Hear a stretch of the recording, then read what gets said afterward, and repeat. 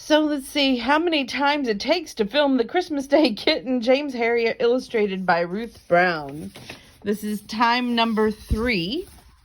We're on this page. He was now dancing up to the youngest dog again, head on one side, asking him to play, when he started boxing with both paws. It was just too much for the basset, who rolled over with the cat in a wrestling game. "Come into the garden," said Mrs. Pickerington. "I want to show you something." And she lifted a hard rubber ball from the sideboard. We went outside.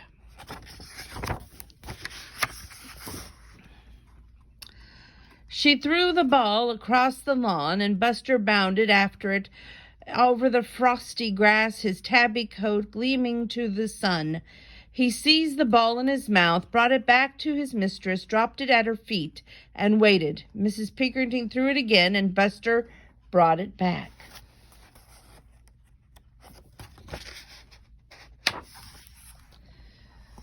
I gasped, "A retriever cat."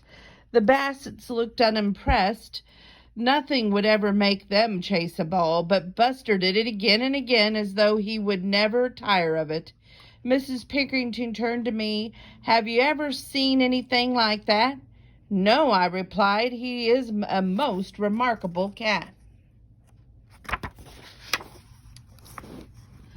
When we went back inside the house, where she had held Buster close to her, laughing at the big cat, purred loudly, looking at him so healthy and content, I remembered his mother, who carried her tiny little kitten to the only place of comfort and warmth that she had ever known. Mrs. Pickerington thinking the same thing, she turned to me, and although she was smiling, her eyes were thoughtful. "Debbie would be pleased," she said. I nodded. Yes, she would. It was just a year ago she brought him in, wasn't it? "That's right." She hugged Buster again.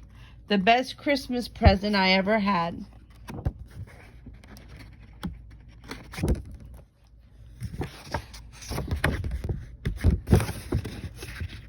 Come on, turn the page here. And there's Buster sleeping peacefully in his home. And guess what? We finished the book. Yay! Go us. We've got plenty more books, don't you worry. But I did want to finish the Christmas Day Kitten. So stay tuned. Tomorrow night we'll try and do some more reading.